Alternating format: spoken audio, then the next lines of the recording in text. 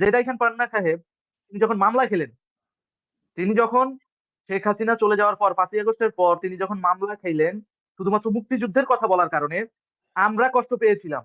যে হ্যাঁ, এখন এই মুহূর্তে মুক্তিযুদ্ধের কথা বলার মতো হাতে গোনা ২-১ জন লোক আছে। তার মধ্যে ইনি হচ্ছেন সিনিয়র সিটিজেন। এনাকে কেন মামলা দেওয়া হলো? সেই মামলার আইনজীবী কে ছিলেন? প্রধান আইনজীবী জামাতের শিশির মনির। এই জামাতের শিশির মনির তাকে পরবর্তীতে বাঁচিয়ে নিয়ে আসলেন। এখন কথা হচ্ছে কেন জামাতের একজন ব্যক্তি যে কিনা মুক্তিযুদ্ধকে আ মানে স্বীকারই করে না, যাদের আইডিওলজিতে মুক্তিযুদ্ধ বলে কোন চ্যাপ্টারই নাই, হ্যাঁ?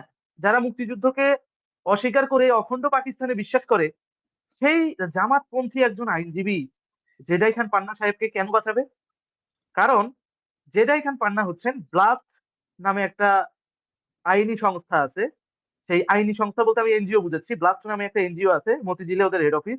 এটা হচ্ছে বাংলাদেশ লিগ্যাল এইড সার্ভিস ট্রাস্টের নাম দিয়ে এরা হচ্ছে মানুষকে লিগ্যাল এইডস টা দেয়। অর্থাৎ হচ্ছে আইনি সহায়তা দেয়। এই এনজিওটার প্রধান হচ্ছে তিনি জেডাই খান পান্না। মানে লয়ার প্যানেলের প্রধান। আর এই এনজিওটার মালিক হচ্ছেন ডক্টর কামালের মেয়ে সারা হোসেন। সারা হোসেন কে? ডেভিড বার্গম্যানের ওয়াইফ। অর্থাৎ এই যে জেডাই খান পান্না যার অধীনে চাকরি করেন বা যেই এনজিওর অধীনে চাকরি করেন, সেই এনজিওর মালিকের হাসব্যান্ড হচ্ছে ডেভিড বার্গম্যান। যে সর্বপ্রথম শেখ হাসিনার বিরুদ্ধে প্রোপাগান্ডামূলক ভিডিও বানিয়েছিল, নিউজ করেছিল আন্তর্জাতিক গণমাধ্যমে আল জাজিরাতে। আল জাজিরাতে সে এটা বলেছিল যে শেখ হাসিনা মানবাধিকার লঙ্ঘন করছে এবং র‍্যাবকে ইউজ করছে। এজন্য তারা র‍্যাবের বিলুপ্তি কামনা করে তারা একটা নিউজ করে দিছে যে বাংলাদেশে র‍্যাব নামে কোন বাহিনী থাকার দরকার নাই। র‍্যাব বিলুপ্ত করা হোক। এই ডেভিড বার্গম্যান পরবর্তীতে কি করলো?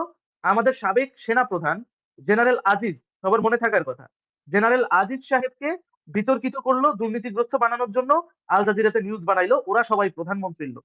তাহলে এই জেডাই খান পান্নাই এখন শেখ হাসিনার খুনের মামলার রাষ্ট্রনিযুক্ত আইনজীবী।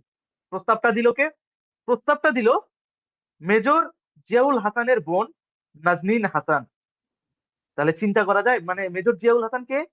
যে খুনের জন্য যাকে এই মুহূর্তে অ্যারেস্ট করে রাখা হয়েছে, আওয়ামী লীগের মেজর হিসেবে যাকে বলা হয় যে সে নাকি শেখ হাসিনার কথাই গুম-খুন করত। তাহলে শেখ হাসিনার কথাই যদি গুম-খুন করত, তাহলে যারা দীর্ঘদিন শেখ হাসিনাকে প্রোপাগান্ডায় ফেললো, তারাই আবার জেডাই খান পান্নাকে শেখ হাসিনার পক্ষে রাষ্ট্রনিযুক্ত আইনজীবী নিয়োগ দিবে। মানে যে রাষ্ট্র মামলা দিল, সে রাষ্ট্রই আবার রাষ্ট্রনিযুক্ত আইনজীবী নিয়োগ করে দিল। মানে শেখ হাসিনাকে ছাড়ানোর জন্য। মানে তারাই ছেলের বাপ, তারাই মেয়ের বাপ।